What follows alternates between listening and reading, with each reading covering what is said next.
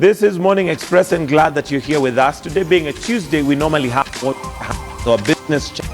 But today we want to look at construction. Now, you do remember, not too long ago, we had buildings collapsing left, right, and center. And of course, it was a matter of concern. And after a report was released, the main reason for these buildings collapsing was poor workmanship.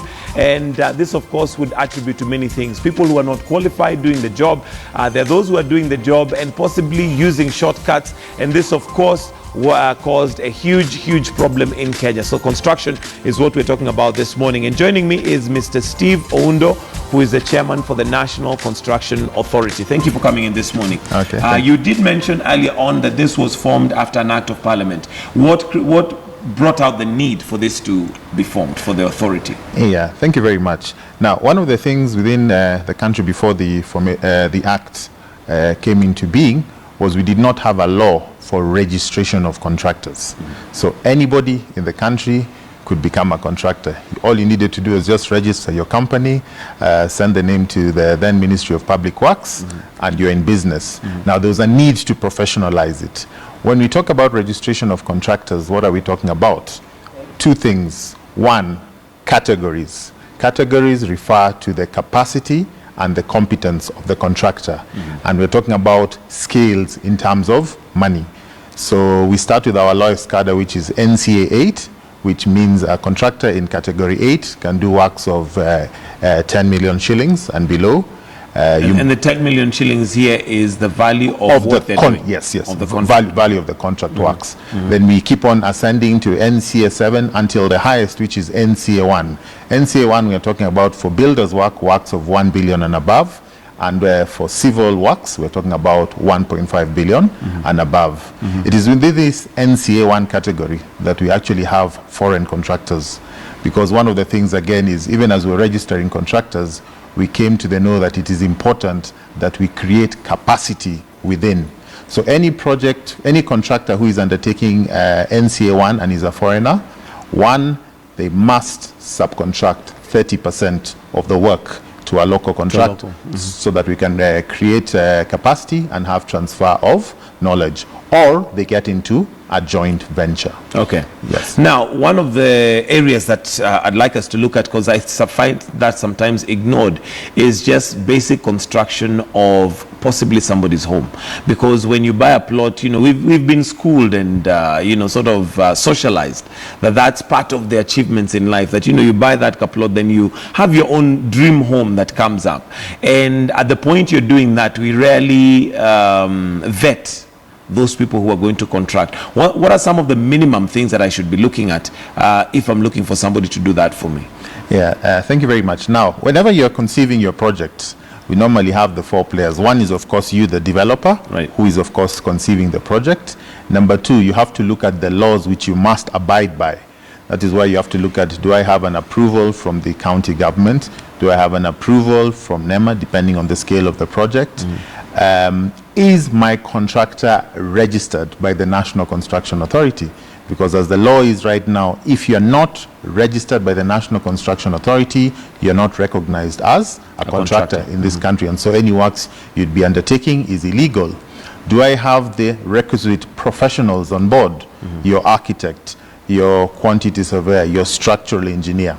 So it is really like, almost like, I like using the cliche of a football team, right, where you're bringing a whole team together, right from the goalkeeper up to the forward, and everybody has their role.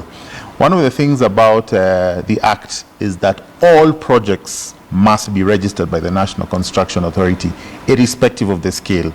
Of course, if the project is more than 5 million shillings, then it does attract a levy of 0.5%. But if it is less than 5 million, the project should still be registered and it's free. Okay. Why do you want the project registered? You remember within our constitution right now, one of the things is housing is a right. Right. Yes. And the government needs to plan and know how many houses are being churned out on a monthly and an annual basis, so that we know, are we meeting the demand? So we like spreading that gospel. Please ensure that your project is registered. Okay. When you talk about quality assurance, the National Construction Authority is one of the agencies that you'll notice comes to the sites, and you probably right now we're probably known for the X that we put. Yes, the red X that you normally put on buildings. And some of the questions, what does the X normally mean? It means that you have not complied with some of the conditions for construction. Do you have approval from the county government? If you don't have approval, we will put an X.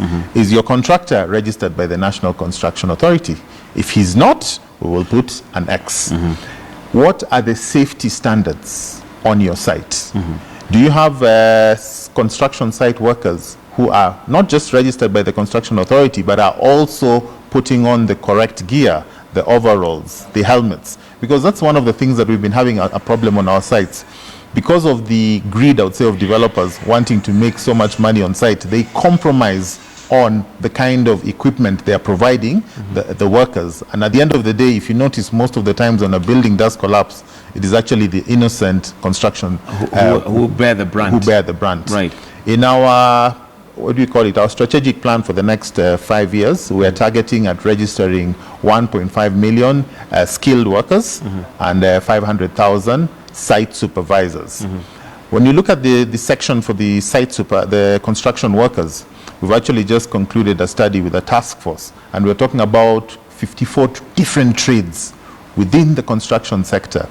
Gone are the days when you just talk about a carpenter. We're talking about a joiner.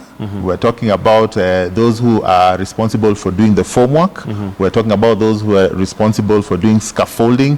Each of those specific trades has its specific skill sets, and that is what the authority is trying to do. Okay. Now, you talked about the X and some of the things, the requirements that you need to have on site for that X not to be there. Now, if I have a qualified contractor who possibly is registered, but maybe has got manual workers who he gets from wherever to just come and help out, does that qualify for the X? No, you see, as I was saying, if the contractor is registered, then all those workers are working under the contractor, and it is the law recognizes the contractor. Now, what we do is, yes, it's possible you can have a contractor who is registered, but as you're calling them, the laborers on site are not accredited by the National Construction Authority. So what we do would come and put an X, but an X also has various levels.